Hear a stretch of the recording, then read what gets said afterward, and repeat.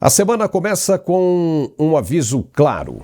O tabuleiro da política brasileira se tornou território de alto risco e quem piscar, perde. Em Brasília, a ausência do careca do INSS desidratou a CPMI, que prometia respostas, mas entregou frustração. A decisão do STF de liberar o investigado da oitiva levanta a suspeita de blindagem e joga à luz sobre o que pode estar sendo escondido por trás das cortinas do poder. Enquanto isso, o governo Lula costura nos bastidores uma lei contra sanções internacionais que muitos já chamam de projeto de blindagem institucional. A proposta surge no rastro da inclusão de Alexandre de Moraes na Lei Magnitsky dos Estados Unidos e acende o alerta até onde vai o esforço do Planalto para proteger figuras-chave do judiciário. Mas Lula não para por aí. Ele foi ao New York Times para desafiar Donald Trump e acusar os Estados Unidos de pressionar o Brasil.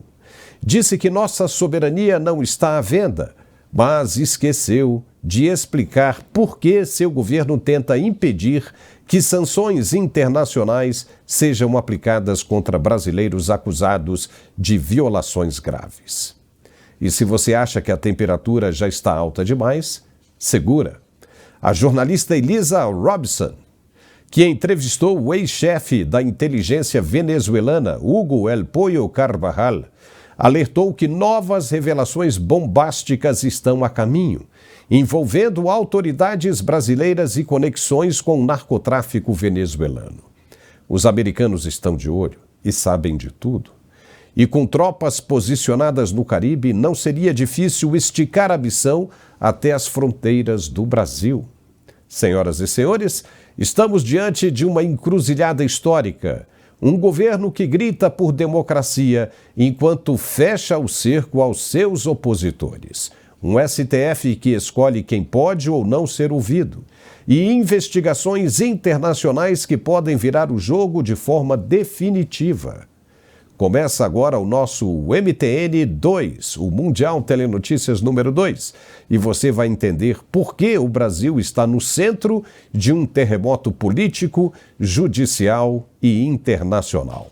A gente volta logo depois do recado de nosso apoiador. Até já! Eu sou a Silvana, moro em Guarapari. Estou aqui para dar meu depoimento, que tomei o Articulax. Maravilhoso. Eu não conseguia mais trabalhar com enxada na roça, eu não conseguia dormir direito, troquei de colchão 2 vezes, já não sabia mais o que fazer. Vai fazer 2 meses que eu estou tomando. Voltei a trabalhar com enxada, estou pintando as minhas grades, estou terminando de pintar toda a minha varanda, as minhas janelas, estou trabalhando, estou plantando, graças a Deus e graças ao Articulax, que é muito maravilhoso. Estou me sentindo muito bem. Super indico.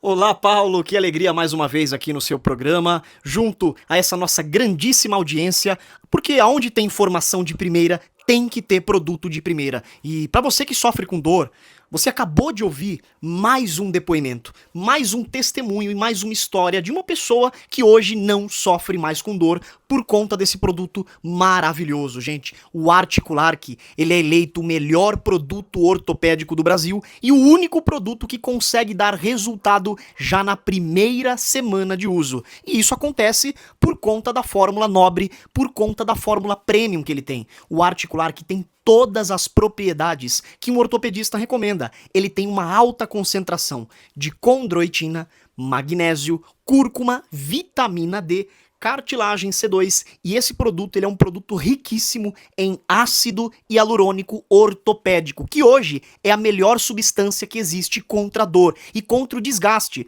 Principalmente pra gente que trabalha bastante, tem aquela rotina puxada e infelizmente não está conseguindo fazer as atividades do dia a dia por conta da dor. E isso é natural, né? Porque a dor, ela desanima mesmo, ela deixa a gente pra baixo, ela impede que nós possamos fazer as coisas do dia a dia. O que não é natural é se acostumar com a dor, é deixar a dor tomar conta da situação, ainda mais sabendo que existe um produto como esse que consegue acabar com a dor na primeira semana de uso. É o produto mais forte que existe hoje no Brasil, justamente por conta da combinação dos nutrientes, e o que manda é o ácido hialurônico com a condroitina. Gente, essa mistura tem o poder até de restaurar aquilo que foi perdido, a cartilagem que hoje já não existe mais. O ácido hialurônico ele reconstrói. Por exemplo, hoje um atleta profissional, uma pessoa que tem um alto rendimento físico, quando ela se lesiona, o departamento médico aplica essa injeção de ácido hialurônico porque a recuperação é mais rápida. É por isso que hoje lesões são recuperadas de forma mais rápida. Antigamente não tinha isso e hoje a tecnologia está ao nosso favor e é por isso que o Articulark é o melhor produto no Brasil. Tecnologia de ponta e a nanotecnologia que consegue identificar aonde é que está o desgaste, aonde é que está a inflamação e carrega os nutrientes direto para o ponto focal da dor. É por isso que a dor desaparece de forma rápida, porque quem tem dor tem pressa e quem tem pressa usa Articulark. E aproveita hoje, porque hoje estamos com uma promoção imperdível. Hoje, somente hoje, para os 50 primeiros telespectadores que ligarem a partir de agora, desconto de 80% na nota. É só você ligar 0800 591 4391 0800 591 4391. Vou repetir. 0800 591 4391. A ligação é gratuita, a entrega do produto ela é imediata e você também pode participar da promoção chamando a gente no WhatsApp através do QR Code ou você salvando esse mesmo número nos seus contatos, chama a gente e você estará participando desse mega desconto para acabar definitivamente com a sua dor e com o seu sofrimento. E o melhor de tudo é que nós entregamos o produto agora para você, você começa a usar, sente a melhora, conta o seu depoimento aqui com a gente e o pagamento é só pro mês de outubro. Combinamos pro final de outubro porque você usa, melhora e paga depois. Então ligue e peça o seu 0800 591 4391. E para quem ligar agora, ainda ganha de presente 2 pomadas massageadoras, que são pomadas ortopédicas, que também tem o ácido hialurônico dentro delas, para tratar de dentro para fora e de fora para dentro. Junto, vai um aparelho de massagem profissional e um robô aspirador que vai limpar a sua casa para você. Ligue 0800 591 4391. 0800 591 4391, Paulo.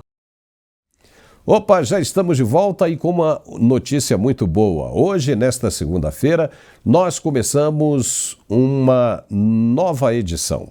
Uma edição exclusiva para os membros do canal, que foi ao ar ao meio-dia em ponto. A partir de agora, toda segunda-feira, nesse mesmo horário, ao meio-dia, uma edição de 1 hora inteiramente exclusiva para os membros. E a gente sempre traz notícias e informações exclusivas, como a que colocamos hoje. Nós vamos tirar uma parte do que foi divulgado hoje e vamos colocar nesta edição agora, a segunda edição do MTN, do Mundial Telenotícias. Eu tenho certeza que você vai gostar. Então, se torne membro do nosso canal para acompanhar essas edições exclusivas. Num futuro muito próximo, nós teremos também outros benefícios, como a distribuição de camisetas, canetas, canecas, livros bem interessantes que você vai amar. Eu tenho certeza absoluta disso. Então, se torne membro do nosso canal hoje mesmo para desfrutar desses benefícios que estão chegando. Hoje nós já começamos. E olha, a turma que assistiu gostou bastante, viu? Segunda-feira que vem tem mais. Não perca. E vamos em frente. A reunião da CPMI do INSS, marcada para esta segunda-feira, dia 15, foi cancelada após a decisão de Antônio Carlos Camilo Antunes, conhecido também como o Careca do INSS, de não comparecer. A ausência dele foi comunicada pela defesa do investigado ainda pela manhã, amparada por decisão do Supremo Tribunal Federal, que deixou a seu critério participar ou não da oitiva. O presidente da comissão, senador Carlos Viana, que é do Podemos de Minas Gerais, lamentou a perda de oportunidade para esclarecer o envolvimento de um dos principais nomes ligados ao esquema que desviou recursos de aposentados e pensionistas. Segundo Viana, trata-se de um episódio frustrante, mas que não encerra o trabalho da CPI. A comissão vai seguir trabalhando para que a verdade venha à tona e os culpados sejam responsabilizados. Veja o que ele disse. Minha avaliação sobre o cancelamento da vinda do senhor Antônio Carlos Camilo à CPMI é de que ele usou toda a repercussão para mandar recados aos sócios e aos padrinhos políticos.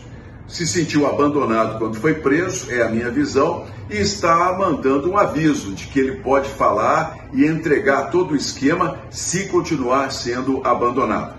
Para nós da CPMI, é claro, uma expectativa muito grande, mas o mais importante é a quebra do sigilo fiscal e telefônico dele, que já foi feito, porque nós podemos, com os extratos bancários, identificar com clareza todo o dinheiro que ele movimentou, quem ele pagou, quais os países que ele visitou nesses últimos tempos e onde escondeu todo esse dinheiro. Nós vamos preparar os relatórios em torno dele, em torno do Maurício Camisotti e também dos demais, para quando vierem nós termos mais subsídios para os questionamentos. Hoje à tarde, às 16 horas, farei uma reunião com todos os líderes da CPMI, governo, oposição e com o relator, para definirmos os rumos nas próximas semanas, especialmente na próxima quinta-feira. Minha expectativa é de que nós votemos todas as convocações que ainda estão para serem feitas, principalmente dos ex-diretores do INSS, dos presidentes e diretores dos sindicatos e entidades e todos aqueles das empresas satélites usadas para desviar e receber o dinheiro da população dos aposentados. Temos muito tempo pela frente, é um quebra-cabeças que teremos de ter muita paciência, muita tranquilidade, mas a CPMI tem poder de polícia para, com as ferramentas que nós temos, criar, gerar um relatório sustentado com provas e com a definição clara da responsabilidade de cada um nos crimes cometidos.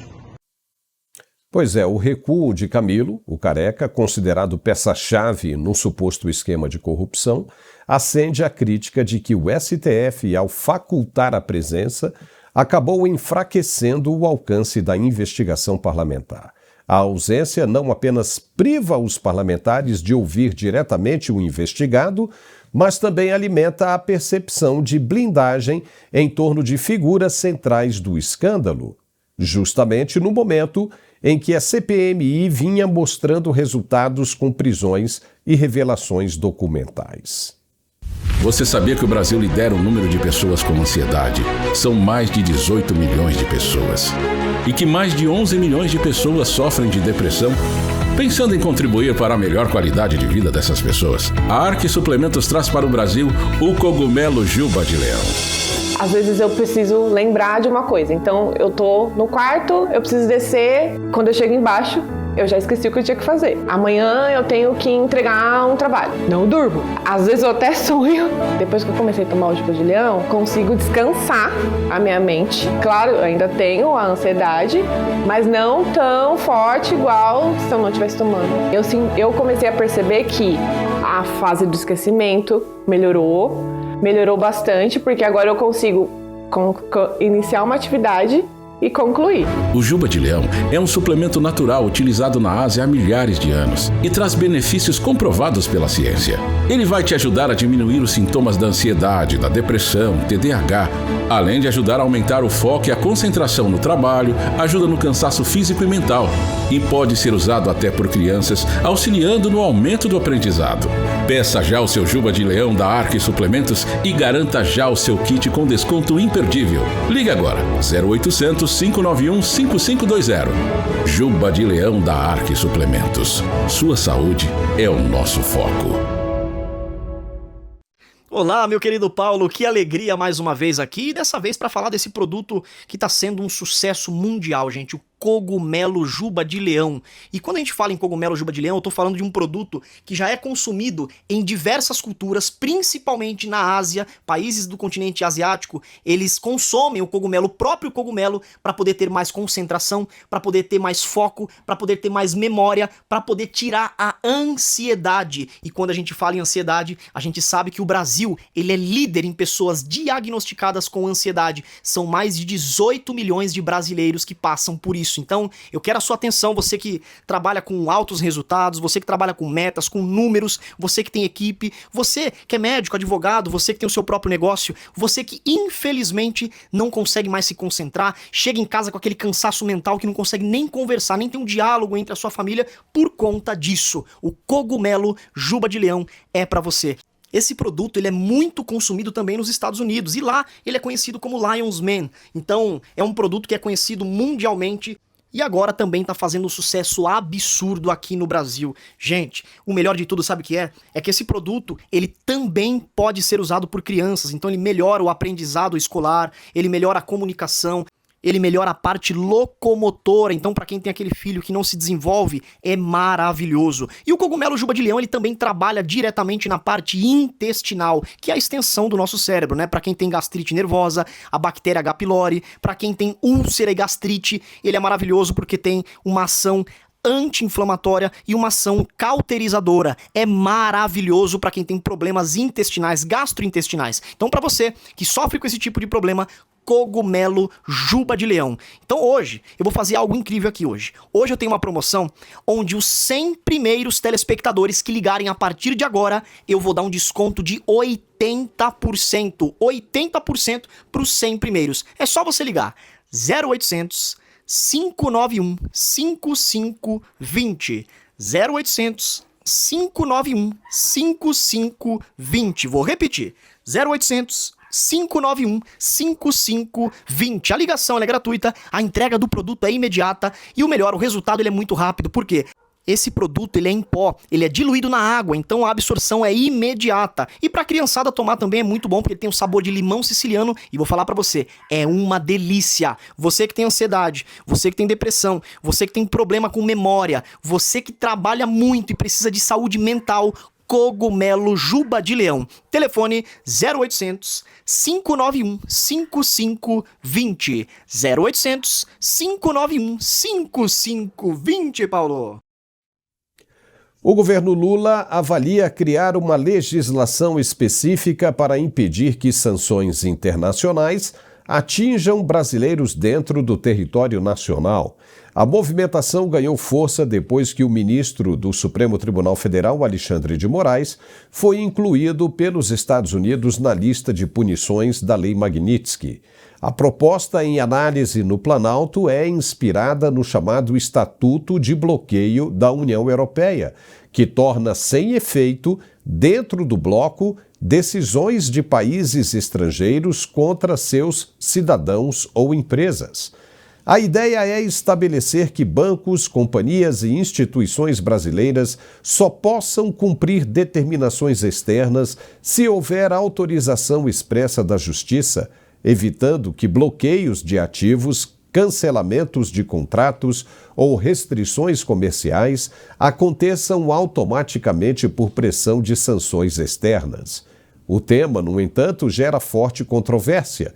Especialistas alertam que, mesmo com a lei, os Estados Unidos podem manter tranquilamente as restrições a quem tenha ativos, negócios ou qualquer vínculo em território norte-americano, o que cria insegurança enorme para empresas e instituições financeiras brasileiras com operações internacionais.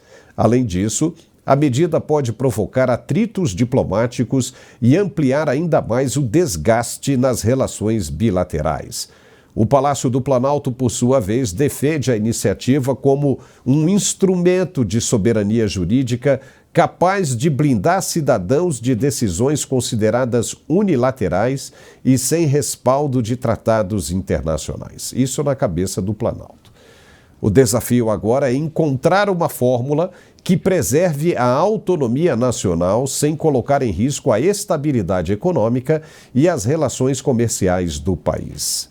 Vamos conversar agora com o nosso analista de geopolítica, Gerson Gomes. Gerson, seja muito bem-vindo. Os caras ainda continuam procurando maneiras de burlar uma determinação internacional. Vários países do mundo já tentaram fazer até coisa pior e não conseguiram. Não adianta você forçar os bancos brasileiros a não respeitarem as normas americanas. Se os Estados Unidos disserem que esses bancos não estarão mais no SWIFT internacional, acabou. Ou seja, não adianta nada essa iniciativa brasileira de criar uma lei para forçar as instituições brasileiras a não respeitarem as determinações americanas. Será que os caras ainda não sabem disso ou é medida de palanque, Gerson? Seja bem-vindo. Bom estar de volta, Paulo. Final de semana aqui nos Estados Unidos, muitas emoções, cerimônias por todas as partes. Ainda há um sentimento nacional de tristeza, as bandeiras dos Estados Unidos a meio pau em todo o país. É um momento de muita reflexão, eu posso dizer, da sociedade americana. Então, apesar de todo esse momento, eu posso dizer para você que foi retomada nessa segunda-feira uma série de, vamos dizer assim, atividades da política externa. O Marco Rubio, nesse momento, foi para Israel, ele tenta ainda alinhavar, junto com o governo de Israel, um projeto de paz para a região, e a América Latina continua ainda sob o olhar dos Estados Unidos, em especial, porque apesar de nós termos todo esse sentimento nacional em relação ao assassinato do Kirk, nós temos hoje a frota dos Estados Unidos já reforçada, com chegadas inclusive de aeronaves F-35 para as proximidades, ainda num cerco ao Nicolás Maduro, que deve redundar em alguma outra atividade. Me parece, Paulo, que aqui nos Estados Unidos há um certo, vamos dizer assim, momento de respeito ao que está acontecendo. O vice-presidente e a sua esposa chegaram junto, se solidarizando, a família do Kirk, e a gente viu durante todo o final de semana cerimônias religiosas e muito engajamento do debate em relação a esse assunto. Quanto ao Brasil, quando você toca nessa medida que o governo brasileiro começa a se preparar, é óbvio que é uma notícia muito mais midiática, como você falou, porque ela não tem muitos efeitos práticos a partir do momento que o Brasil ele depende muito do sistema financeiro internacional. Apesar dos bancos brasileiros serem muito sofisticados, eu posso até te dizer que, em relação a vários países, o nosso sistema bancário ele é muito arrojado, tecnologicamente bastante, posso dizer, na vanguarda de vários processos. Mas exatamente por isso ele depende muito de interligação em banco de dados, em softwares, em conexões internacionais, e principalmente com licenças, porque vários desses processos de criptografia, de segurança que existem no Brasil, eles são, na verdade, americanos. E quando eu digo para você que essa dependência ela acaba resvalando no alcance da Lei Magnitsky, é importante a gente entender que, apesar do governo brasileiro tentar demonstrar essa autonomia ou independência, ou evocando a soberania do sistema, na verdade, né, Paulo, o que o governo americano está dizendo é o seguinte: quem for sancionado pela Lei Magnitsky, a gente já tem os precedentes, principalmente ali com os oligarcas russos, que já vários deles tiveram suas famílias, seus negócios alcançados, eles são eliminados do sistema americano. O problema, Paulo, é que o sistema americano ainda é o sistema predominante tanto na América do Sul, na Europa, na Ásia, podemos dizer no mundo inteiro, ainda se depende desse sistema para a existência dos bancos. E o Brasil é um país anômalo, né, Paulo? A bem da verdade, se você olhar as maiores economias do mundo e olhar as 10 maiores empresas de qualquer economia do mundo, você vai ver que não tem nenhum banco. O Brasil, ele é uma anomalia, porque entre as 10 maiores empresas em funcionamento no Brasil, 5 são bancos. Então você vê que o nosso sistema financeiro, ele praticamente está à frente de vários processos econômicos no país, e a nossa dependência, essa integração, ela é absoluta. Então, esse tipo de ordem, Paulo, para mim, é, como você disse, mais midiática do que prática, porque realmente qualquer empresa que opera aqui no sistema dos Estados Unidos, ela acaba sendo obrigada a seguir essas diretrizes, senão ela acaba sofrendo consequências. Inicialmente são multas, talvez você falou sobre retirada do sistema SWIFT, eu não creio que isso chegue num curto prazo, mas as multas sim, e há muitas consequências, obviamente que são empresas com capital, muitas delas capital em bolsa, capital aberto, existem acionistas, e ninguém quer perder dinheiro, né, Paulo? Não, isso é verdade, né? E os caras estão buscando formas, né? Porque acham que são espertos, que prevalece aí a cultura brasileira, do jeitinho brasileiro, e vão conseguir coisas que a Rússia não conseguiu. Não é? Você não lembra quando o presidente Lula dizia que podia resolver a questão da guerra na Ucrânia? Era só sentar ali numa mesinha de bar, tomar uma cervejinha, se não desse na primeira, daria na segunda, se não desse na segunda, iria na terceira. Os caras pensam assim. tão pequenininho, acham que o mundo, os problemas do mundo verdadeiro, do mundo adulto que está fora do Brasil, se resolvem assim. Não se resolvem. Você falou na questão do Charlie Kirk, realmente foi extremamente comovente. Nós ficamos assim, né, muito abatidos com o que aconteceu. O final de semana foi no mundo inteiro, o mundo se juntando, se preparando para dar uma resposta a essa iniciativa esquerdista maligna que tenta destruir o planeta, né? Nós vimos o que aconteceu em Londres, mais de 1 milhão de pessoas, né, saíram às ruas em Londres pela liberdade de expressão e honrando o nome de Charlie Kirk. E no Brasil, o que aconteceu? Né? No Brasil, como em outros lugares também, né? A gente teve aqui no Brasil, né, inúmeras pessoas festejando, Gerson, festejando a morte de Charlie Kirk, como foi o caso daquele cara que ele só pode ter problema mental, né?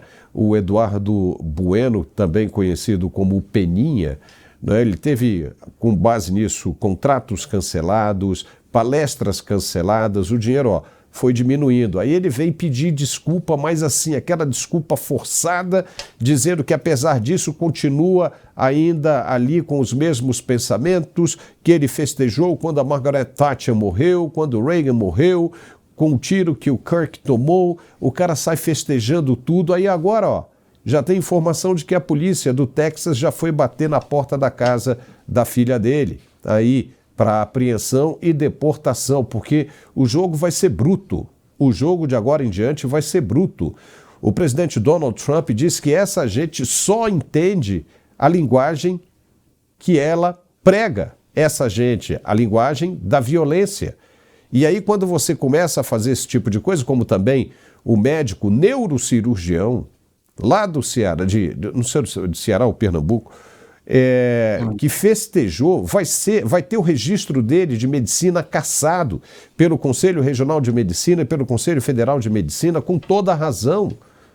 Como é que você vai confiar a vida de um ente querido seu às mãos de um médico como esse? Né? Com uma ideologia tão forte que prefere a morte daqueles que pensam diferentemente dele, apenas por ideias, e depois dizem que é a direita que é extremista, Gerson. Não dá, não dá. E teve mais uma coisa. O ministro sancionado, Alexandre de Moraes, disse que vai mandar Bolsonaro, o ex-presidente Bolsonaro, para a papuda se mais sanções do governo americano vierem sobre os brasileiros e principalmente sobre as autoridades brasileiras. O que é isso, Gerson? Não é terrorismo? Como é que um juiz de uma primeira corte, da mais alta corte do país, o topo da pirâmide, resolve usar um preso político como moeda de troca, de barganha? Ele tem condições de fazer isso? Não tem. Isso é terrorismo, terrorismo com os parentes, terrorismo com o próprio aprisionado. Então, veja bem, e o governo americano disse que não negocia com terrorista. O que você acha disso?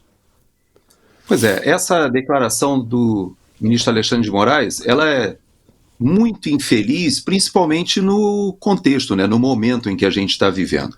Quando você estabelece esse debate que está acontecendo no mundo todo sobre a liberdade de expressão e a liberdade de expressão com responsabilidade, ou seja, que ela enseja consequências, há uma diferença do pensamento conservador e desses extremistas neomarxistas mundo afora. Você veja que alguém instrumentalizou o Adélio Bispo para cometer aquele assassinato que não se confirmou por um milagre, podemos dizer assim, em 2018 contra o ex-presidente Jair Bolsonaro. Da mesma forma, nós vemos agora o pré-candidato na Colômbia, também era um jovem, é verdade, até um adolescente que foi utilizado. Aqui nos Estados Unidos, nós vimos tanto no primeiro atentado contra o presidente Trump, que inclusive vitimou pessoas ali naquele comício, também era um jovem. E cada um desses casos, a gente vê vários que a gente chama daqui de mass shooting, que são tiroteios em escolas, em igrejas. Nós vimos se repetindo, né? Extremistas utilizando jovens indo à faculdade e talvez um professor, porque o Peninha não deixa de ser um professor, alguém que dá aula de história, etc., acaba formatando muitas mentes de uma maneira, infelizmente, né, completamente distorcida do que é o debate democrático. O Charlie Kirk, por exemplo, ele era conhecido por justamente defender o debate dentro das universidades, que foram quase que se tornaram herméticas ao debate, justamente as universidades que deveriam ser o local de debate, e ele ia a esses locais, falava da sua fé cristã, falava dos preceitos cristãos, preceitos bíblicos, mas com muita inteligência. Ele realmente formou uma presença nos high schools, ou seja, no segundo, eu já nem sei como chama no Brasil, na minha época era o ginásio, né? O high school hoje no Brasil acho que é o ensino médio. Dentro do ensino médio ele formou vários, como se fossem clubes, que estão justamente debatendo o Turning Point, ou seja, é um projeto dele de conscientizar a juventude nas faculdades. E a esquerda, né, Paulo, ficou revoltada. Quando você mostra que esse argumento do ministro Alexandre de Moraes de ameaçar jogar o presidente Bolsonaro prematuramente, até antes do trânsito em julgado, como uma represália, talvez seja um discurso mais de desespero, Paulo.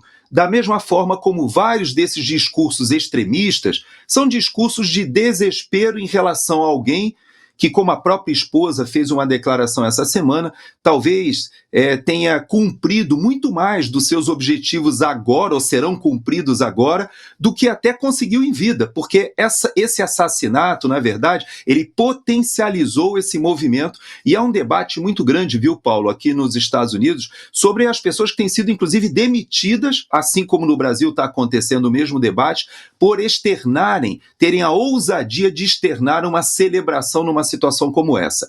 Mas eu queria tocar na questão do ministro Alexandre de Moraes, desse desespero, porque eu vou te dizer algo.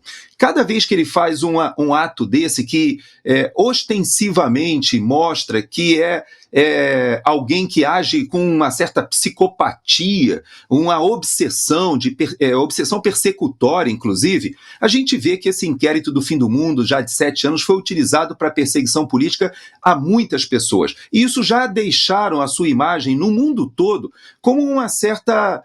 há um conhecimento do que acontece no Brasil em relação ao ministro Alexandre de Moraes. Então você veja, agora nós precisamos ainda ter a publicação do acordo, depois da publicação do acordo vem os embargos de declaração ali para corrigir algumas questões ali dos votos, depois entram os embargos infringentes. Esses embargos infringentes, normalmente, eles serão julgados não por alguém da turma especificamente, embora o próprio ministro Alexandre de Moraes ele os recebe, mas normalmente tem que ser alguém que não participou ali do julgamento, então deve ser sorteado alguém de outra turma para poder se pronunciar em relação aos embargos infringentes.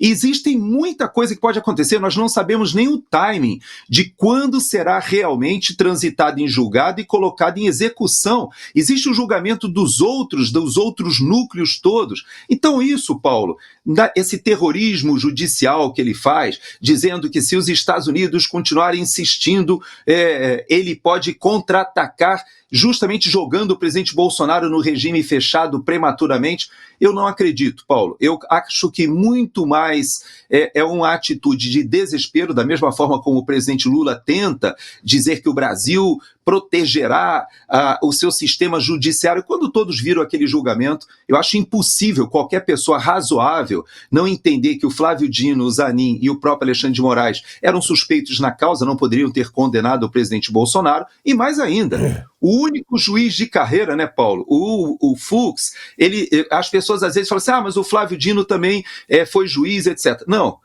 Só que o Flávio Dino ele foi para a política. O ministro Fux ele era promotor, prestou concurso para a magistratura, foi juiz, chegou ao STJ, ficou anos, mais de 10 anos no Superior Tribunal de Justiça para depois chegar no Supremo Tribunal Federal. Ou seja, é um juiz de carreira e que tem experiência. E o voto dele, Paulo, na minha avaliação, foi no bonito, mínimo... né?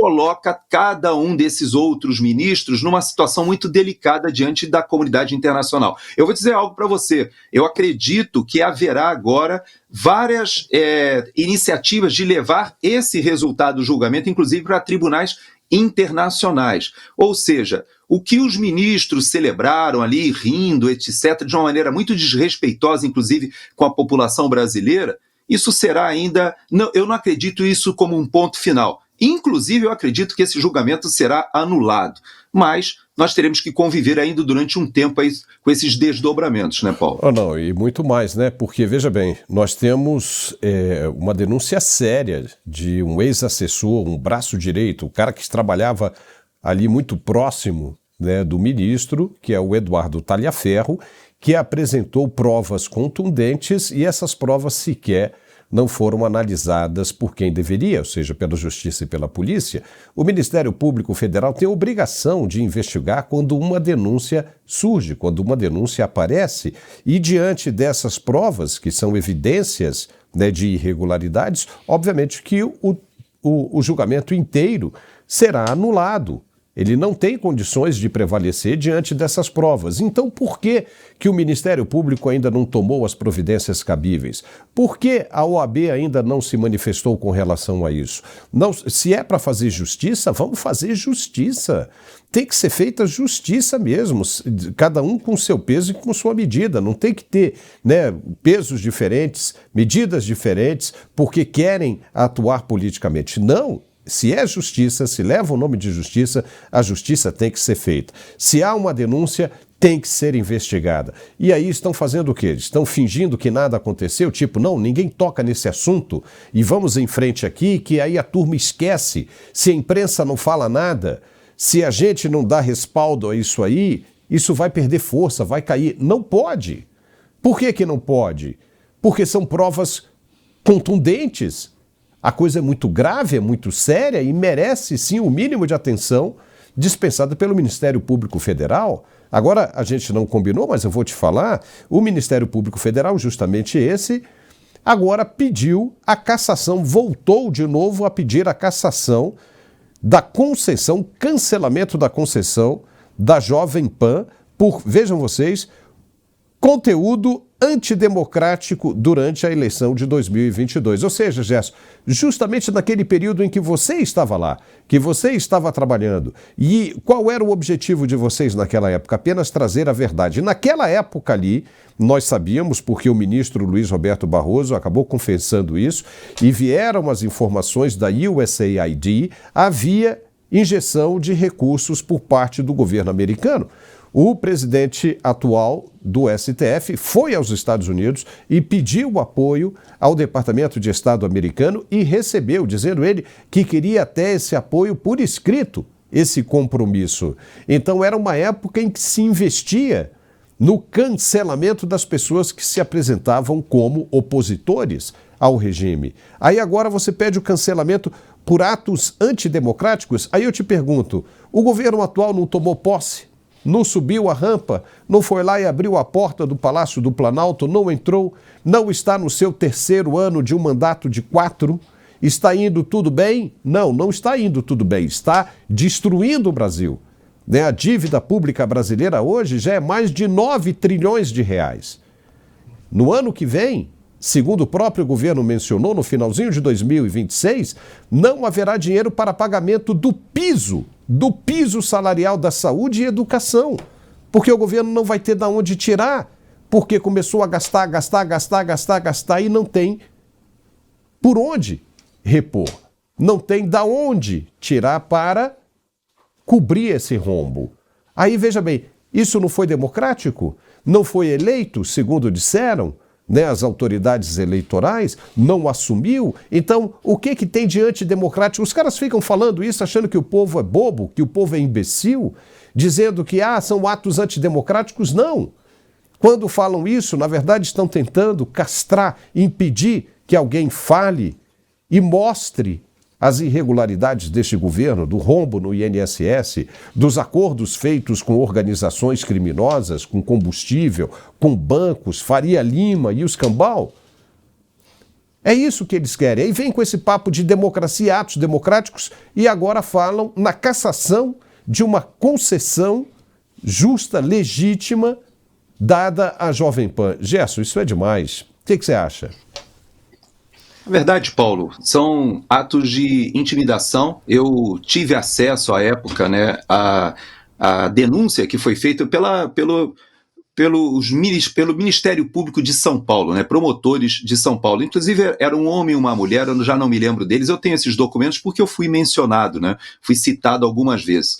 Eu já falei isso diversas vezes, falei até para o próprio Alexandre Garcia, falei para o Fernão Lara Mesquita, que eu tive a honra, né, de ser mencionado numa das páginas desse documento, entre o Alexandre Garcia e o Fernão Lara Mesquita, o que muito me envaideceu, porque eu não me considero sequer um jornalista, eu era um comentarista que estava ali justamente com esses monstros do jornalismo. Paulo Figueiredo estava também nessa época, o Só Persistiu de todo mundo, o Roberto Mota, que ainda permanece, mas Rodrigo Constantino, tantos outros, né, foram sendo demitidos naquele período por pressão do Ministério Público Federal de São Paulo. E é importante a gente entender que quando a gente tem um sistema de comunicação social, é importante que o público tenha a capacidade de decidir o que vai consumir.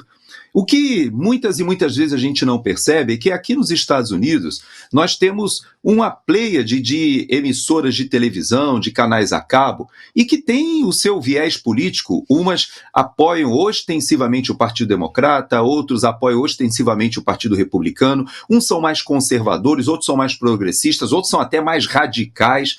E o público, ele tem o discernimento e a capacidade, o poder discricionário de consumir o que ele deseja. No Brasil, infelizmente, a gente parece que não respeita nem a vontade do consumidor e, inclusive, desrespeita as técnicas econômicas mais básicas. Veja, nós temos uma demanda reprimida gigantesca. A Jovem Pan, em um ano, ela saiu de ser uma grande rede de rádio e foi para um sistema multimídia de televisão e se transformou em um ano em um canal que dava guarida ao pensamento conservador, ao pensamento liberal.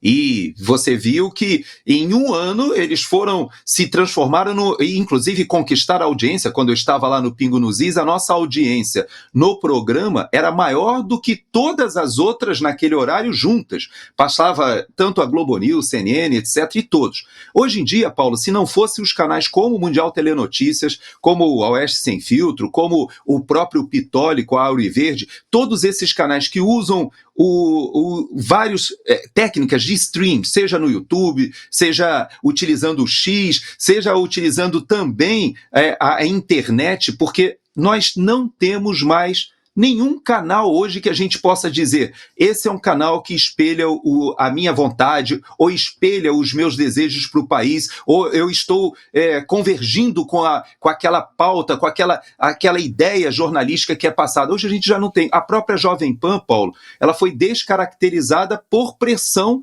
da justiça.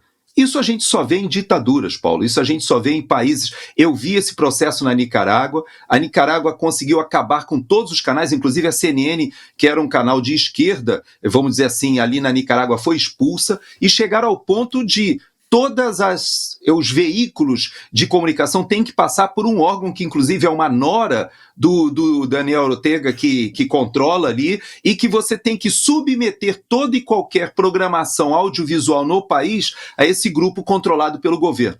Isso a gente viu na Rússia, a gente viu isso em Cuba, a gente vê isso na Coreia do Norte, vê isso acontecendo na China também, e parece que agora o pessoal está namorando com esse modelo no Brasil, né, Paulo? E olha só, o presidente Lula publicou neste domingo um artigo no jornal norte-americano The New York Times, em que enviou um recado direto ao ex-presidente Donald Trump e ao governo dos Estados Unidos. No texto, Lula criticou a tarifa de 50% imposta sobre produtos brasileiros, classificando a medida como ilógica e motivada por razões políticas, e destacou que o Brasil não vai aceitar qualquer tipo de pressão que coloque em risco a soberania. Ele afirmou que o país está aberto a negociações comerciais que tragam benefícios mútuos, mas reforçou que a democracia e a soberania soberania do Brasil não estão em jogo e não podem ser usadas como moeda de troca. Lula aproveitou o espaço para lembrar que nos últimos 15 anos os Estados Unidos acumularam um superávit bilionário no comércio com o Brasil, o que, segundo ele, torna ainda mais injustificada a adoção de barreiras tarifárias tão elevadas. Até parece que o presidente americano Donald Trump não sabe disso. Quando o governo brasileiro começa a tocar nesse assunto, está subestimando a inteligência dos serviços das agências americanas, justamente de inteligência e informação. Mas Lula ainda está pensando que as tarifas são uma questão comercial. Impressionante como o cara se recusa a enxergar ou finge que não enxerga. Ele também fez referência à recente decisão do STF que reconheceu a tentativa de golpe liderada por Bolsonaro, classificando o julgamento como um marco que reafirma a força das instituições democráticas brasileiras. O artigo foi lido como um gesto político e diplomático de peso e perigoso, já que, ao mesmo tempo em que denuncia a postura americana, Lula busca projetar a imagem do Brasil como um país que defende sua autonomia e está disposto a dialogar de forma equilibrada, sem abrir mão de princípios fundamentais. Ou seja, isso na cabeça dele, achando que vai colar, que Donald Trump não sabe de nada do que acontece no Brasil ou o que acontece na administração Lula. O que Lula tem feito? Muito pelo contrário, Trump sabe muito e demais. O texto, portanto, funciona como um duplo recado ao governo norte-americano de que não aceitará imposições comerciais injustas e a Trump, especificamente, de que o Brasil seguirá defendendo sua democracia diante de qualquer tipo de investida autoritária. Gerson Gomes, ele fica falando o tempo todo de democracia. Qual é o problema desse cara? A gente já acabou de falar aqui agora há pouco que ele está no 3º ano de um mandato de 4 e foi, empossado justamente por causa da democracia, não é? Se a gente for olhar ali no pé da letra, você vai ver o seguinte, ele foi empossado porque foi fruto de uma democracia. Então, qual é o ataque da democracia? Seria porque em 2026, no final de 2026, ninguém mais vai votar nesse partido, ninguém mais vai querer de volta esse governo, porque o Brasil inteiro acordou, e isso ele chama de ataque à democracia? Veja, o ataque são eles que estão fazendo a democracia, ao impedirem que um ente político como Jair Bolsonaro participe de um processo justo, um pleito eleitoral justo, um ente político desejado pela população. Você tem que deixar a população escolher. Os caras não podem entrar e politicamente mudar o jogo, falar, não, você só pode escolher esse ou esse. O povo, se o poder emana do povo, como diz a nossa Constituição, então era hora de deixar com o povo escolher quem é melhor para ele, quem o povo quer que seja seu representante. Como é que você viu essa entrevista que Lula deu? Ela é extremamente perigosa, porque só vai piorar a situação para o Brasil, não é? É importante você colocar essa situação dentro da perspectiva política no momento em que ele evoca a questão econômica. Então, não deixa de ser um cinismo da parte do presidente Lula, porque ele sabe perfeitamente que essas tarifas estão no bojo de uma disputa que está no campo diplomático, mas é essencialmente política. Veja que é difícil o governo Trump falar isso que eu vou dizer agora ostensivamente, mas é o que a gente percebe nos bastidores. O governo Trump, em especial, o ministério dele das Relações Exteriores, que aqui é o Departamento de Estado, o Marco Rubio, eles não reconhecem o governo Lula como um governo legítimo. Veja que eu não vou encontrar nenhuma autoridade americana repetindo as minhas palavras, mas você vai perceber que, pelos atos, o Marco Rubio, ele sabe que o Lula desse 3º mandato é o mesmo do Foro de São Paulo que arquitetou com Fidel Castro toda aquela rede de perseguição política que chegou na Nicarágua, de Cuba chegou à Venezuela, avançou sobre a Bolívia, depois se imiscuiu com o narcotráfico, conseguiram, de fato, usar dinheiro do BNDES no Brasil, no financiamento de várias obras em vários países nos quais você utilizava o dinheiro do pagador de impostos do Brasil, assim como Chávez utilizou o dinheiro do petróleo na Venezuela. Ou seja, foi um modelo político montado e arquitetado que os Estados Unidos conhecem perfeitamente. Agora, o momento que nós vivemos é um momento de disputa geopolítica entre Estados Unidos e China, em especial no campo econômico, aí, né, na América Latina, na América do Sul. O Brasil está inserido nisso. Então, quando ele coloca a questão econômica como se fosse só uma questão de superávit dos Estados Unidos na balança comercial, ele sabe que não é esse o problema. Agora, embora o governo americano não vá repetir as minhas palavras, na prática, até o momento, as nossas relações exteriores estão em um nível sem precedentes. É uma crise de relação entre dois estados que a minha geração, eu nunca vi um presidente dos Estados Unidos, seu secretário de Estado, se manifestarem tantas vezes em relação à política interna do Brasil, em especial a essa condenação farsesca do presidente Bolsonaro. Isso ganha uma conotação especial porque o presidente Trump passou exatamente pelo mesmo processo de perseguição política, de instrumentalização do poder judiciário para o perseguir. Você veja, foram feitas aquelas buscas e apreensões na casa do Bolsonaro, foram atrás de jet ski, incomodando baleia, uma série de coisas. Você sabe que foi exatamente o que aconteceu aqui com o presidente Trump. O FBI aqui fez uma operação cinematográfica em Mar-a-Lago, helicópteros entraram na casa, revistaram, foram até nas roupas íntimas da esposa. Tudo isso no intuito de retirá-lo do processo eleitoral, de denegrir a sua imagem, de até de certa maneira erodir a sua possibilidade, seu capital político. E nada disso funcionou. E ele, numa entrevista, sendo provocado, na verdade, não era uma entrevista, mas uma pergunta de um repórter, ele disse, olha, tentaram fazer comigo aqui nos Estados Unidos o que estão fazendo com o Bolsonaro no Brasil. Então, ele sabe exatamente o que está acontecendo, e até por isso, até hoje, nós não fomos recebidos, os nossos representantes não foram recebidos ainda pelo Marco Rubio. Pior ainda, né? Nós não temos nem embaixador dos Estados Unidos no Brasil designado até esse momento, temos apenas o encarregado de negócios, que é ali terceiro escalão da diplomacia norte-americana. Então é muito difícil essa situação, Paulo. O presidente Lula, ele sabe que vai enfrentar no final do seu mandato situações econômicas cada vez mais complexas exatamente por causa dessa briga. O que o presidente dos Estados Unidos e as autoridades aqui nos Estados Unidos esperam do Brasil, Paulo, não é que o presidente Lula se modifique, não. É que as elites brasileiras possam confirmar o que eles desejam para o país. Eles vão continuar sustentando essa liderança política que no passado já se provou corrupta, já se mostrou ligada, inclusive, a grupos na América Latina do narcotráfico?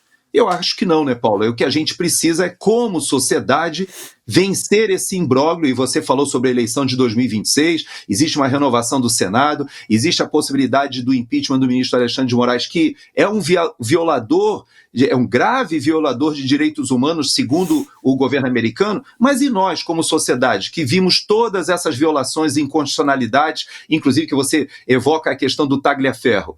O que nós, como sociedade, faremos com essa situação? A gente vai aceitar esse julgamento político, esse tribunal de exceção? A gente vai aceitar esse avanço, esse uso do poder judiciário, como você disse, para a retirada de opositores políticos do processo eleitoral? Nós vamos encarar a eleição de 2026 como? E o governo americano, né, Paulo? Ele pode tratar o Brasil como uma democracia com os privilégios, né, da relação internacional, ou pode tratar o Brasil como um país que está sendo governado por um grupo criminoso. E nós temos que chegar a essa conclusão, né, Paulo? Olha, você falou no início do programa da comoção que está tomando conta dos Estados Unidos, e eu vou além, uma comoção que atinge principalmente o casal Donald Trump e Melania Trump. Os dois ficaram realmente muito chocados, como todos nós ficamos com o que aconteceu com o Charlie Kirk.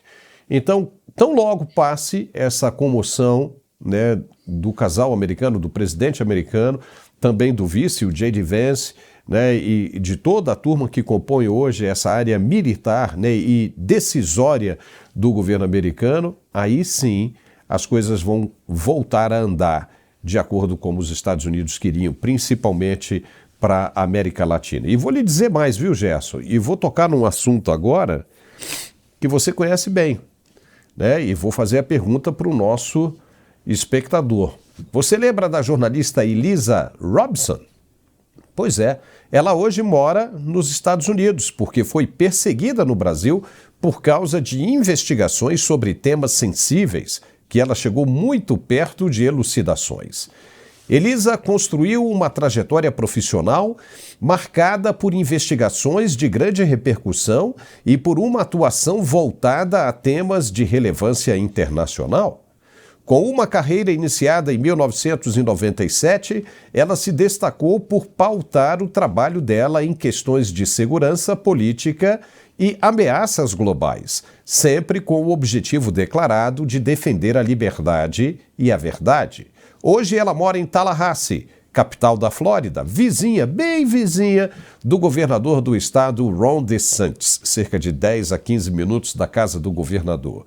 Um dos momentos mais marcantes da carreira desta brilhante jornalista foi a entrevista exclusiva com Hugo El Pollo Carvajal, ex-chefe da inteligência da Venezuela e figura central em um dos casos mais complexos do cenário internacional. O encontro aconteceu quando Carvajal foi preso na Espanha, em meio às pressões diplomáticas e às acusações de narcotráfico e corrupção que envolviam o nome dele. A entrevista colocou Robson em evidência, não apenas pela raridade de acesso a uma fonte de tal relevância, mas também pela forma como conseguiu revelar aspectos da trajetória de Carvajal, que vinha sendo disputado pela justiça americana e por organismos europeus. Pois neste fim de semana, Elisa Robson fez uma revelação surpreendente. Sem fornecer mais detalhes, e a gente até entende o motivo, ela disse que esta semana ainda irão aparecer mais informações bombásticas que envolvem autoridades brasileiras. Veja o que ela disse.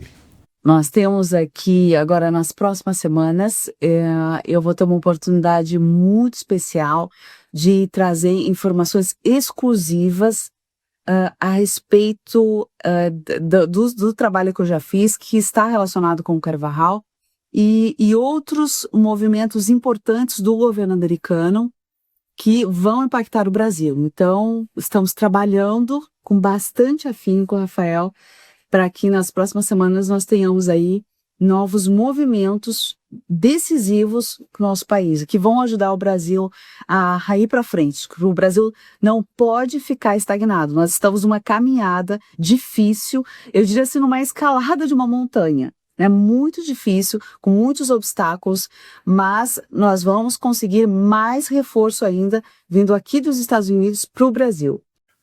Uou! Mais surpreendente ainda foi o que ela disse com relação às ligações que supostamente as autoridades brasileiras têm com o núcleo venezuelano do narcotráfico e o interesse dos Estados Unidos em chegar a esses supostos envolvidos. Veja o que ela disse. Uma coisa que eu acho que todo mundo já percebeu no Brasil, que nós estamos trabalhando para comprovar isso, é que tudo está interligado. Não tem, sabe, personagens soltos aí, né, nessa história toda que nós estamos acompanhando no Brasil. Eles estão conectados, muito bem conectados, e nós estamos jogando luz nesse labirinto, né, para entender melhor onde estão os pontos de intersecção entre eles. E é aí que nós vamos ter uma revelação muito, muito importante para o Brasil. Uou, Gerson, a ripa vai descer nas costas de muita gente. Essa é uma situação bem complicada que acaba tirando o sono de muita gente no Brasil, hein? Porque se houver mesmo algum envolvimento como os fatos estão sugerindo que tem, os americanos vão pegar para valer. E talvez a gente consiga entender até um pouco melhor o aparato militar tão grande dos Estados Unidos no Mar do Caribe, hein? Mais precisamente nas costas da Venezuela. Se os caras entenderem que devem chegar nas autoridades brasileiras, aí é só esticar um pouco a missão, não é?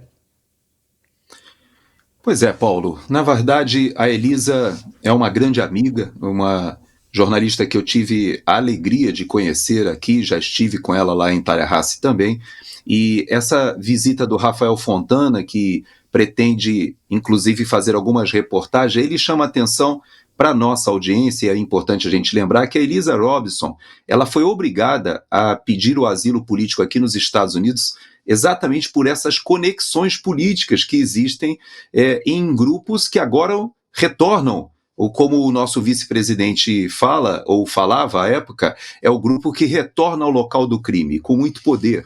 E por isso ela foi obrigada a vir para cá, porque muito do que ela descobriu na entrevista que ela fez com o Hugo Carvajal lá na Espanha, ela colocou no seu livro, e esse livro mostra, por exemplo, que houve dinheiro. O Hugo Carvajal, ele tem a capacidade de provar que houve financiamento, dinheiro do narcotráfico que foi utilizado. Na época havia uma conexão muito grande no Foro de São Paulo com as Farc, e as Farc faziam esse meio de campo com os grupos de narcotraficantes. Não podemos esquecer que a guerrilha no Peru, a guerrilha na Colômbia, até mesmo na América Latina, no Sul, mas principalmente ali nos Andes, que migrou da guerrilha ideológica marxista e se introduziu como organizações narcoterroristas, narcotraficantes. Hoje nós temos o presidente da Colômbia, que era um ex-integrante desses grupos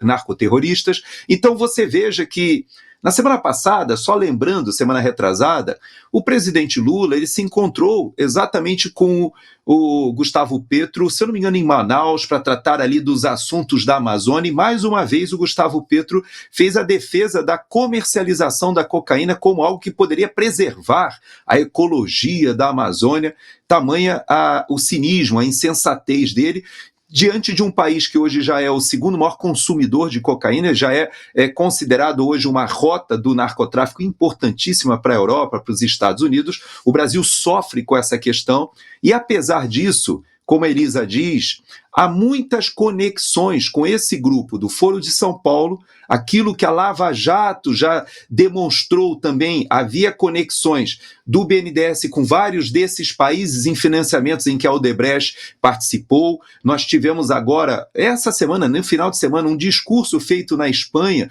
em que um político do Peru lembra da corrupção entre o governo brasileiro, o governo Lula com o Peru. Isso até hoje a sociedade peruana sofre. Então tem muita coisa acontecendo, como a Elisa diz, que está conectada, Paulo. E, na verdade, essa presença da Elisa hoje aqui nos Estados Unidos é muito sensível. E eu vou explicar sem avançar em detalhes. A Elisa, ela tem as suas redes sociais bloqueadas no Brasil. Ela trouxe muitas informações à época que não prosperaram, assim como o Tagliaferro traz as provas e o Ministério Público não avançou sobre o ministro Alexandre de Moraes. Ela também trouxe muitas provas que o próprio PGR até hoje não avançou sobre as conexões do Chávez, inicialmente com Lula, depois Maduro com Lula, do financiamento dessas campanhas, tanto de Lula quanto de Dilma. Mas tem muitos outros assuntos, Paulo, porque de lá para cá, alguns temas avançaram e a Elisa tem acompanhado isso muito de perto. E ela estabeleceu um contato muito próximo com a família do Hugo Carvajal quando esteve na Espanha. Sem apresentar muitos detalhes, porque a gente está numa fase muito delicada, ele será julgado agora, há um acordo feito com a promotoria. Veja que esses acordos estão sendo feitos. Aconteceu com os representantes do cartel de Sinaloa também agora, há 2-3 semanas, em que eles sabem que serão condenados à prisão perpétua e fazem acordos. Esses acordos estão comprovando as ligações do cartel dos sóis da Venezuela com o cartel de Sinaloa, e a Elisa talvez seja uma das jornalistas que mais conhece as conexões com o Brasil, com o PT, com aquela organização criminosa que se formou na Lava Jato. E para vocês terem uma ideia, existem conexões que vão hoje serem confirmadas ainda no governo atual, que avançam sobre a questão da exploração de ouro lá na área Yanomami, que hoje nós temos ali o PCC presente. Nós temos questões ainda da Petrobras, que a Lava Jato ensejou, de ligações, vocês lembram, quando a Abreu e Lima, aquela refinaria seria construída em parceria com a Venezuela. Houve muita coisa que o Hugo Carvajal sabe que aconteceu nos bastidores. Milhões, bilhões de dólares foram transacionados naquele período, e tudo isso a Elisa conhece muito bem, Paulo. Por isso eu digo para você que ela tem um acesso privilegiado, hoje eu posso te dizer assim, desse momento em que o Hugo Carvajal será julgado agora em outubro. Em menos de 30 dias a gente já terá conhecimento do que ele entregou para a promotoria aqui, e não podemos esquecer, né, Paulo? Hoje, a Penn Bondi, ou seja, o Departamento de Justiça, está conectado com o Departamento de Estado, com o Marco Rubio, porque o Marco Rubio ele acumula a função de chefe do Departamento de Estado com conselheiro dos Estados Unidos, ou conselheiro presidencial de segurança, que dá a ele acesso a uma série de organismos de inteligência que estão trabalhando juntos. Então, quando aumenta-se a recompensa do Maduro, ao mesmo tempo não se trata mais de justiça e de organizações terroristas e coloca o Departamento de Defesa, como você falou, os militares entram na história, a inteligência militar entra na história também, é porque a situação na Venezuela, Nicarágua, Bolívia, Colômbia e Brasil serão de alguma forma conectadas, como a Elisa diz, porque todos esses atores têm muitas conexões e há vasos comunicantes entre esse sistema. Olha, e chegamos ao final, mas vale a pena dizer o seguinte: se as denúncias da Elisa Robinson não funcionaram no Brasil, ficaram inócuas, se as denúncias do Eduardo Talhaferro, idem, também não funcionaram nada no Brasil, o mesmo não vai acontecer do lado de fora, porque agora tem gente interessada.